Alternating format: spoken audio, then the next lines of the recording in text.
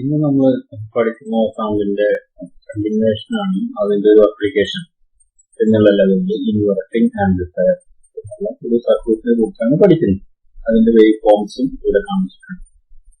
അപ്പോൾ ആദ്യം സർക്യൂട്ടിലോട്ട് നോക്കുകയാണെന്നുണ്ടെങ്കിൽ ഇതിന്റെ നമ്മൾ ഇൻപുട്ട് സിഗ്നൽ അപ്ലൈ ചെയ്യുന്നത് ഇൻവെർട്ടിംഗ് ടെർമിനലാണ്, മൈനസ് അടയാളപ്പെടുത്തിയിട്ടുള്ള ടെർമിനലിലാണ് അപ്ലൈ ചെയ്യുന്നത്. റെസിസ്റ്റർ R1 വഴി. R1 എന്നുള്ള റെസിസ്റ്റർ ഒരു കറന്റ് ലിമിറ്റിംഗ് റെസിസ്റ്റർ ആണ്.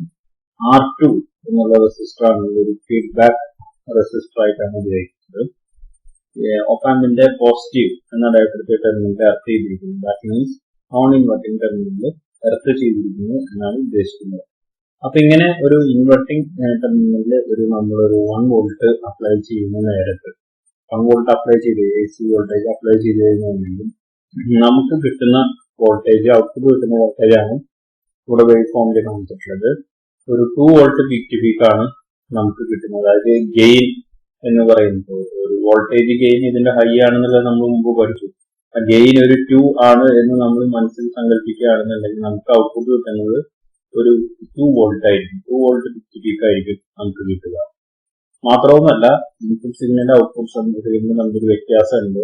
ഇൻപുട്ട് സിഗ്നലിനെ അപേക്ഷിച്ച് ഔട്ട്പുട്ട് സിഗ്നലിന്റെ തല തിരിഞ്ഞ ഫോമിലായിരിക്കും കിട്ടുക, പക്ഷെ ആംപ്ലിഫൈഡ് ഫോമിലായിരിക്കും എന്നുള്ളതാണ് ഇൻവെർട്ടിങ്ങിനെ കുറിച്ച് പറയാനായിട്ട് നമുക്ക് ഉള്ളത്. ഇനി അടുത്ത അപ്ലിക്കേഷൻ എന്ന് വെച്ചാൽ നോൺ ഇൻവെർട്ടിംഗ് ആംപ്ലിഫയർ എന്നുള്ളതാണ്. സെയിം നമ്മൾ കമ്പോണൻസ് റെസിസ്റ്റർ R1 വഴി എർത്ത് ചെയ്തിട്ടുണ്ട്. R2 ഒരു ഫീഡ്ബാക്ക് റെസിസ്റ്റർ ആണ്. അപ്പൊ നമ്മൾ നേരത്തെ കാണിച്ചിരുന്ന സർക്യൂട്ടിൽ നിന്ന് മാറ്റമായിട്ടുള്ളത് പിൻ നമ്പർ 2 ഇൻവെർട്ടിംഗ് ടെർമിനൽ മൈനസിലാണ് നമ്മൾ ഇൻപുട്ട് നേരത്തെ കൊടുത്തിരുന്നത്. ഇപ്പൊ ആ ടെർമിനൽ എർത്ത് ചെയ്തിരിക്കുന്നു.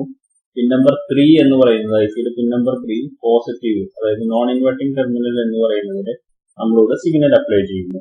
അത്രമാത്രമാണ് ഇവിടെ മാറ്റം വരുന്നത്.